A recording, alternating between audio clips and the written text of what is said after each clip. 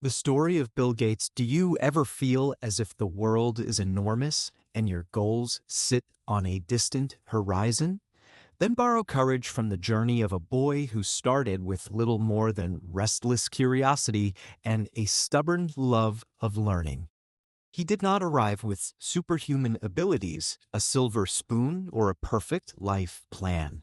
What he had was a mind that wanted to understand things and a will that refused to quit.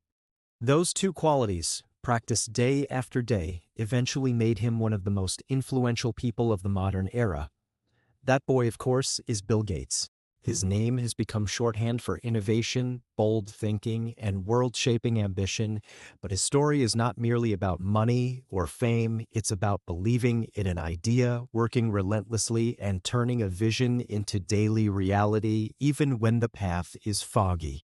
This retelling focuses on his early sparks of curiosity, the moments of risk that changed everything, the setbacks that could have stopped him, and the choices that pushed him forward. As you read, notice the language patterns because this narrative is also designed to help you grow your English. New words, clear sentences, vivid examples.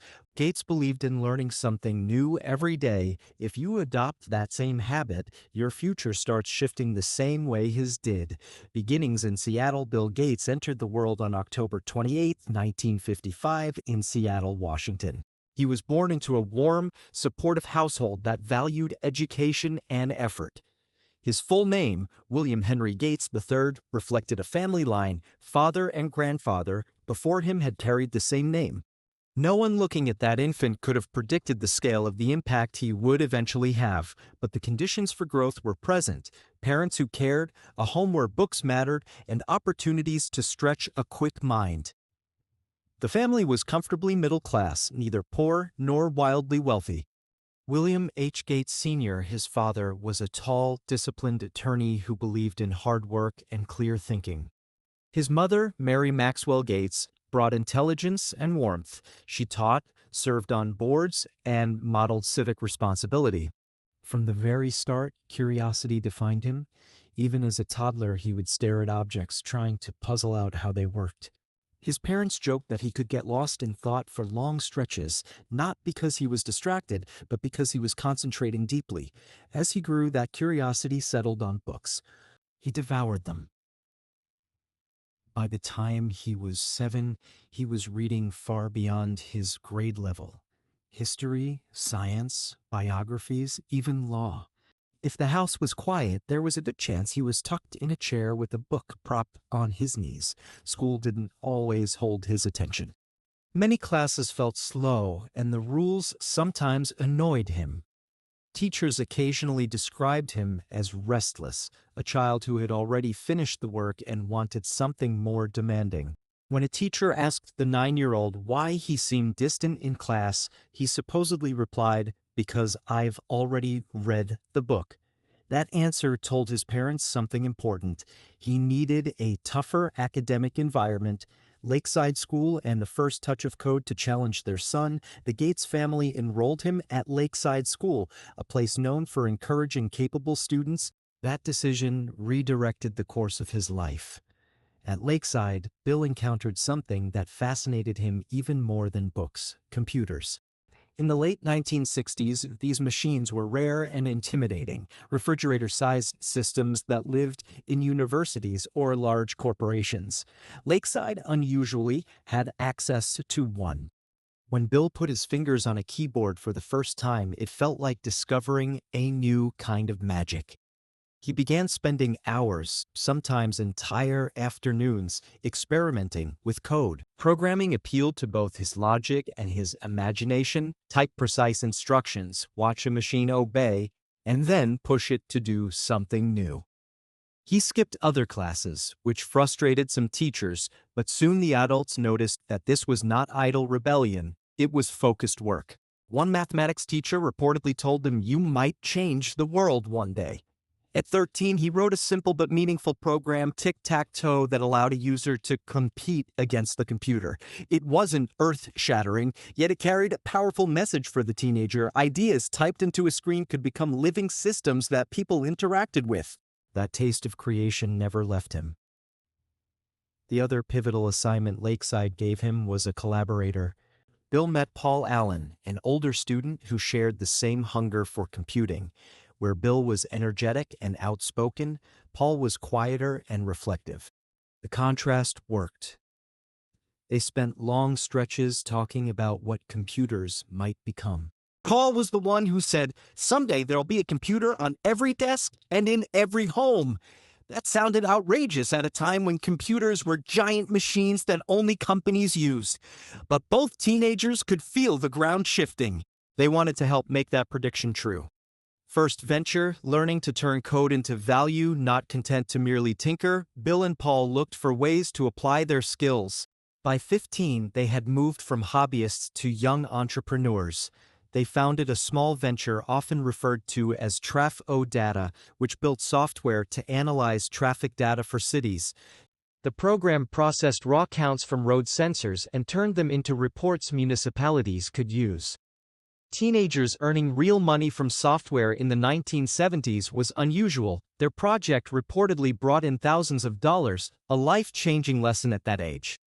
The income mattered, but the deeper lesson mattered more. Success is not only about having a clever idea, it's about turning that idea into a service that helps someone and therefore earns trust and payment. Gates also showed signs of leadership and strategy. He wasn't only excellent at writing code, he was thinking about building something bigger. He talked even then about making computing accessible to ordinary people. At school, he could be competitive, setting informal contests with friends to solve problems faster. He hated losing, not out of vanity, but because improvement excited him. At home, when his mother worried he was spending too many hours in front of a terminal, he smiled and insisted that computers would change the world and he wanted a front-row seat in that transformation. Harvard, a prestigious stop on the way to something else in 1973, at 18, Gates entered Harvard University. His parents were delighted. It was a big step and they still pictured him becoming a lawyer like his father. Bill saw his future differently. Harvard had extraordinary classes and professors, but the place that captured him most was, unsurprisingly, the computer lab. He spent countless hours there, writing programs and sharpening his understanding of how software could make machines faster and more useful. A professor asked him why he seemed to live in the lab rather than in lecture halls. Bill's answer was simple: this was the future, and he wanted to be fluent in it. That sense of inevitability, computers will change everything, I will be ready, guided his choices. Then came the spark that ignited the next phase. In 1974, a company called MITS unveiled the Altair 8800, a build-it-yourself personal computer kit. Until that moment, computing felt like a world of mainframes and corporations. The Altair hinted at something different, a personal machine. When Paul Allen showed Bill a magazine with the Altair on the cover, they both saw the same thing, a door opening. They decided to write software for the Altair. They didn't even have the machine in hand. They wrote a version of the basic programming language for it using little more than documentation and their own ingenuity. It was a risky bet, but when they contacted MITS and demonstrated what they had created, it worked. The tiny victory carried an enormous implication. If two young men could quickly produce useful software for a new device, maybe an entire industry was about to be born. Boley, leaving Harvard to build a company in 1975, with that momentum behind him, Gates made a decision that shocked his family. He left Harvard to start a company with Paul Allen. The choice wasn't easy. Harvard represented security and prestige, while a startup offered uncertainty and long nights. But Bill trusted his vision. He told his concerned mother that computers were his future and that the moment to act had arrived. The two founded a company with a compact name, Microsoft, a blend of microcomputer and software. They had no fancy office or big budget. What they had was time, talent, and hunger. Bill wrote code, took meetings, and refined products at a pace that surprised even his friends. Paul cultivated partnerships and spread the word that these two young developers could deliver. Their first efforts paid off. The software they'd built for the Altair was a success, and soon other manufacturers wanted programs too. Microsoft began to grow step by step. Gates realized early that if he wanted the company to thrive, he couldn't do everything himself. He started hiring exceptional programmers and set a tone of high standards. He was known for being demanding, reviewing code line by line, staying in the office until the early hours and pushing for excellence. It wasn't cruelty, it was commitment to quality. The IBM moment and the rise of MS-DOS, the turning point that changed the scale of Microsoft, arrived in 1980.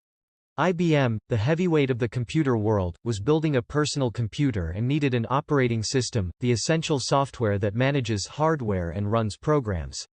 Microsoft did not have one ready, but Gates did not simply say no. He promised IBM that Microsoft would supply what was needed. What followed has been told in many versions. Microsoft arranged to acquire an existing system known as QDOS, improved it, and presented it as MS-DOS.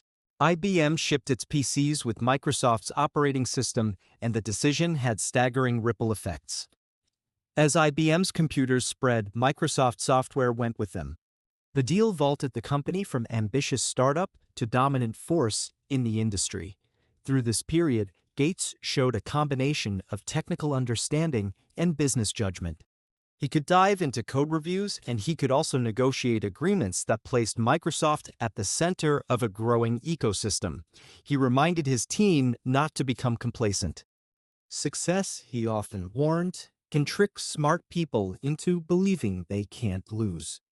His antidote was constant improvement. There's always a better way to write this routine, a faster way to ship this feature, a clearer way to serve the user. Windows changes the way the world uses computers by the mid-1980s. Microsoft was thriving, but Gates aimed higher. He wanted computers to be easier, not only for engineers, but for ordinary people in homes, schools, and offices. In 1985, the company introduced Windows, a graphical operating environment that layered icons, menus, and windows over the older text-based interface. That shift lowered the barrier to entry. Tasks that once required memorizing commands could now be done with a mouse and a few clicks. The idea wasn't entirely new in the industry, but Microsoft's scale and persistence brought it to the masses. Windows grew quickly and eventually came installed on millions of computers around the globe. The dream Gates and Allen had shared as teenagers, computing in every home and on every desk, was materializing. As Microsoft's influence expanded, so did competition. Apple, led by Steve Jobs, pushed elegant design and tight hardware-software integration. Publicly, the two companies often clashed. Privately, there was a reluctant respect. Gates admired Jobs' eye for design, Jobs acknowledged Gates' discipline and operational brilliance. They were different kinds of visionaries, each trying to shape the same future. By 1987, at just 31, Bill Gates became the youngest self-made billionaire of his era. The accomplishment didn't slow him down. If anything, it sharpened his sense of responsibility. And wealth, he believed, should be a tool for doing substantial work, not a cushion for complacency. Life beyond the office, partnership, and family amid the long hours and intense product cycles, Bill's personal life moved forward too. In 1987, he met Melinda French, a sharp, thoughtful manager at Microsoft. They shared not only affection but also a belief that success ought to be used to improve the world. In 1994, they married in a private ceremony in Hawaii. Over the years, they welcomed 3 children: Jennifer, 1996, Rory, 1999, and Phoebe, 2002. Despite their resources, the couple tried to raise their kids with humility and a focus on learning rather than luxury. They emphasized chores, effort, and kindness. Running a titan like Microsoft brought scrutiny as well as praise. The company's aggressive business strategies drew criticism, and in the late 1990s, the U.S. government pursued an antitrust case, accusing Microsoft of using unfair tactics to dominate the software market. It was a difficult period: long legal battles, intense media attention, and internal pressure. Gates faced the moment like he had faced other challenges: learn fast, adapt, and keep building. A larger mission, philanthropy, and global problem-solving. As the new century began, Gates's focus widened. The foundation targeted issues that affected billions of people, but didn't always make headlines in wealthy nations. Infectious diseases like malaria and tuberculosis, childhood vaccinations, access to education, and clean water. Gates argued that money matters most when it is used strategically. Fund research, scale proven solutions, and work with governments and nonprofits to reach people at the margins. He often said that beyond a certain personal level, wealth has little everyday utility. Its real purpose is to help build institutions and deliver resources to those who need them most. The foundation backed scientists, teachers, and innovators, trying to accelerate progress where markets alone failed to act. Over time, his public voice expanded as well. Gates shared ideas about learning, risk-taking, and patience. He reminded young people not to obsess over comparisons with others but to focus on steady improvement. He also enjoyed surprising aphorisms like hiring a lazy person to do a hard job because they might find an easier way. The point wasn't really laziness. It was efficiency and creative problem solving. Stories about opportunities and how easily people missed them circulated too. In one oft-told anecdote, Gates offers a blank check to a hesitant interviewer and then uses the refusal as a lesson. Success favors those who seize chances without getting paralyzed by fear. Whether or not the story played out exactly as told, the principle captures his mindset. Stepping back from Microsoft to lean into impact by the mid-2000s, Microsoft stood at the peak of its power and Gates faced a personal decision. In 2006, he announced that he would transition away from day-to-day responsibilities at the company. Many people were surprised. Why step back from the empire he had built? His answer was straightforward. He felt extraordinarily fortunate in technology and wanted to spend more of his time giving back, funding scientific research, improving health systems, and supporting education. From then on, he devoted the bulk of his energy to the foundation. He acknowledged critics who wondered whether philanthropy could really solve massive problems, and he accepted that public figures attract skepticism. Even so, he insisted that the only way to change things at scale is to concentrate on the work rather than the noise around it. Progress requires experiments, data, and patience. One thread that increasingly occupied him was clean energy and climate change. Gates argued that the world needed big, practical breakthroughs, cheaper renewable power, better storage, and innovations across transportation, agriculture, and manufacturing. He invested in a range of approaches from solar and wind to next-generation nuclear, believing that science and entrepreneurship together could bend the emissions curve without sacrificing prosperity. Habits, learning, and a life deliberately simple despite immense wealth. Gates cultivated a relatively simple daily rhythm. He read constantly science, history, public health, and economics because he believed that reading stretches the mind and informs better decisions. He liked to play bridge, a card game that rewards strategy and partnership. And even after leaving Microsoft's front lines, he continued to hold meetings with researchers and nonprofit leaders, reviewing progress and asking hard questions. During the COVID-19 pandemic, his foundation invested heavily in vaccine research and distribution with a particular focus on getting doses to poorer countries. The crisis illustrated both the fragility of global systems and the power of coordinated science. Gates argued that pandemics are not random lightning strikes. The world can prepare stockpiles, rapid testing, and global cooperation if it chooses to do so. Public attention often returns to his fortune, how much he earns per minute, per day, but Gates has long emphasized that impact, not income, is the point. The true scoreboard is how many lives are improved, how much suffering is prevented, and how many opportunities are created. The Giving Pledge and the Meaning of Wealth. By 2010, Gates and his friend Warren Buffett launched the Giving Pledge, asking billionaires to commit the majority of their wealth to philanthropy. Hundreds eventually joined. For Gates, the idea was simple. If you have benefited beyond any reasonable personal need, you should help solve problems larger than yourself. Wealth is not a trophy, it is a tool.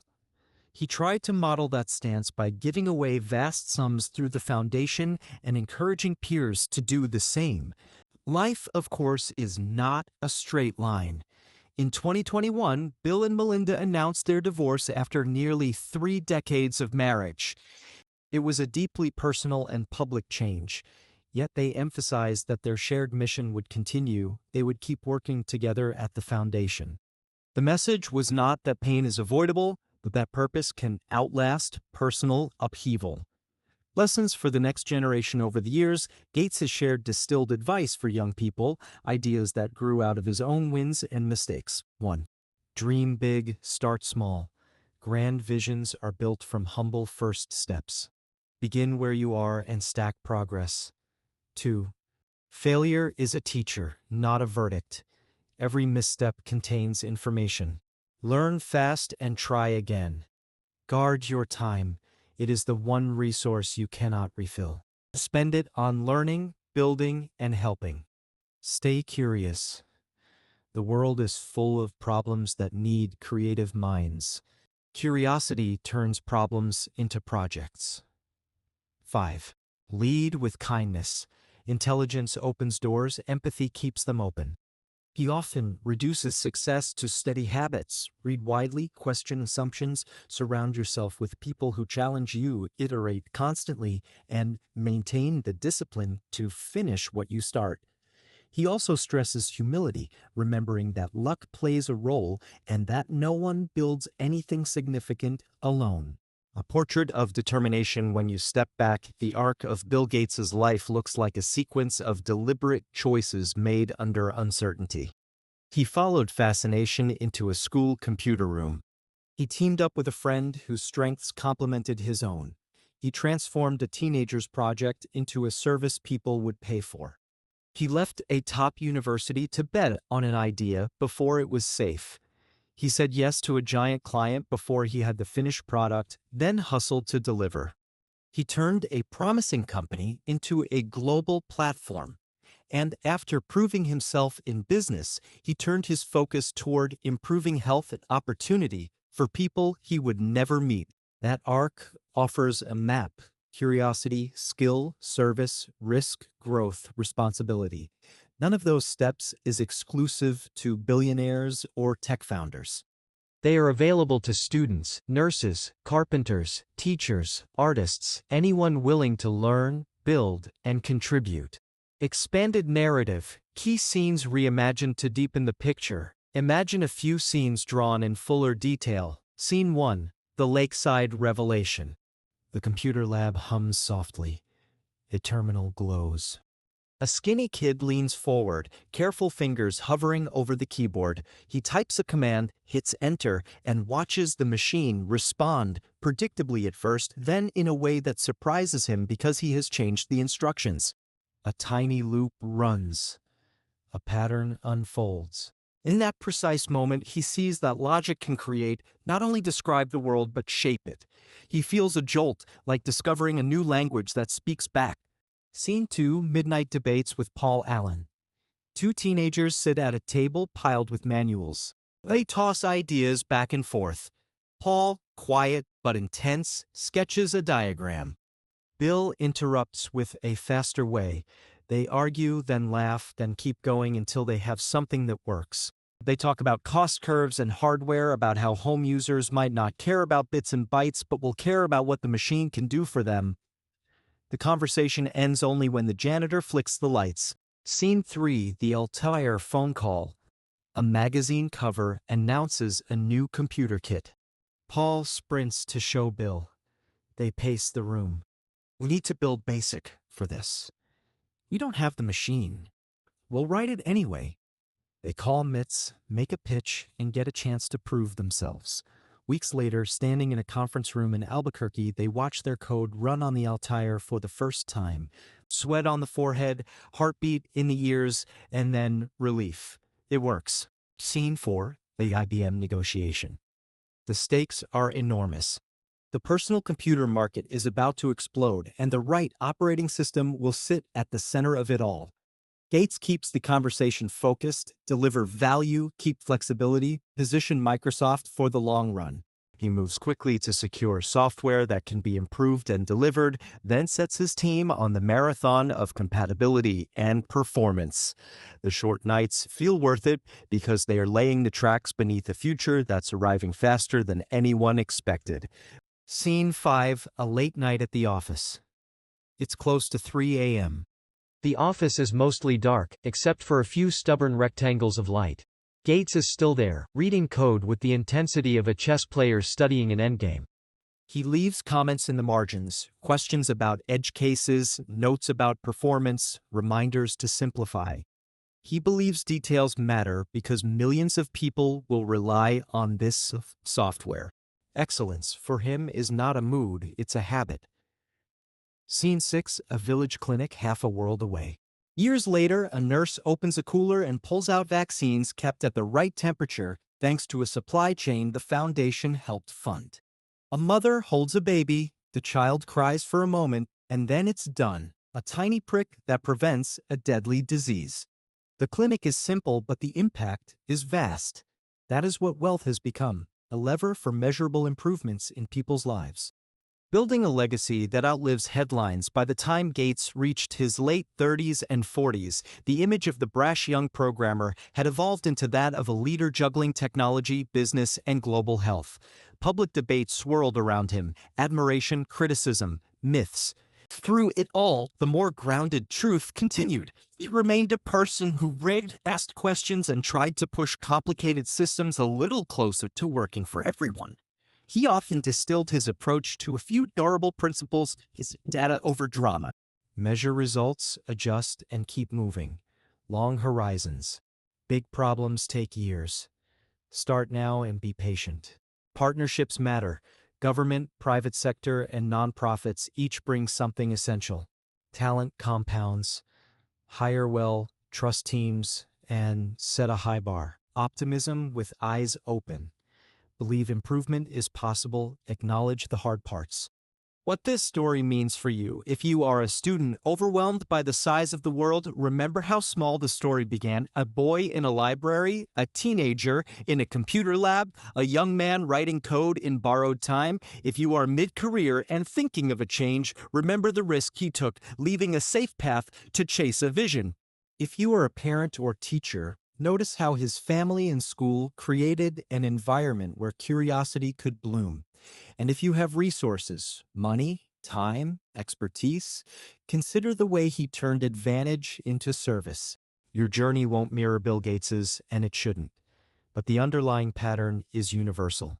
Curiosity, discipline, and empathy can move a life from possibility to contribution. You don't need perfect conditions. You need a first step, then a second. A compact timeline. 1955. Born in Seattle, Washington, into a family that prized learning and effort. Late 1960s, encounters computers at Lakeside School, begins to program and meets Paul Allen. Early 1970s, co-creates a traffic data project that earns real money and teaches entrepreneurial lessons. 1973, enrolls at Harvard, spends more time in the lab than in lecture halls. 1974 to 1975, inspired by the Altair 8800, codes a version of BASIC, leaves Harvard to found Microsoft. 1980, strikes pivotal deal connected to IBM's PC, MS-DOS takes off. 1985, launches Windows, pushing personal computing into the mainstream. Late 1980s, becomes the youngest self-made billionaire, keeps building. 1990s, faces antitrust battles, continues shipping software used around the world. 2000, establishes the foundation to tackle health and education. 2006, steps back from daily duties to focus on philanthropy. 2010s, champions the Giving Pledge and invests in clean energy innovation. 2020s, works on pandemic response, climate, and global development. Navigates personal changes while maintaining the mission. Bill Gates's life does not read like a fairy tale with effortless success. It reads like a sequence of informed bets on himself, on a partner, on an emerging technology, on a company, on a system of products, and finally on humanity's ability to solve hard problems together.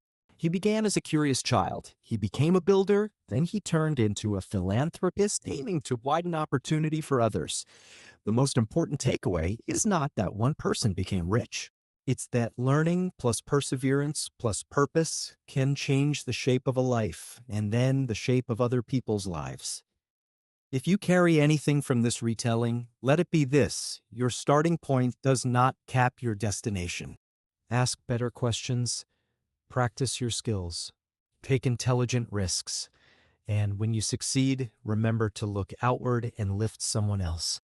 This is the heart of his story: a mind trained by curiosity, a career built by discipline, and a legacy measured by the lives improved. The world is still big, and your dreams may still feel far away, but every step you take toward them shortens the distance. Keep walking.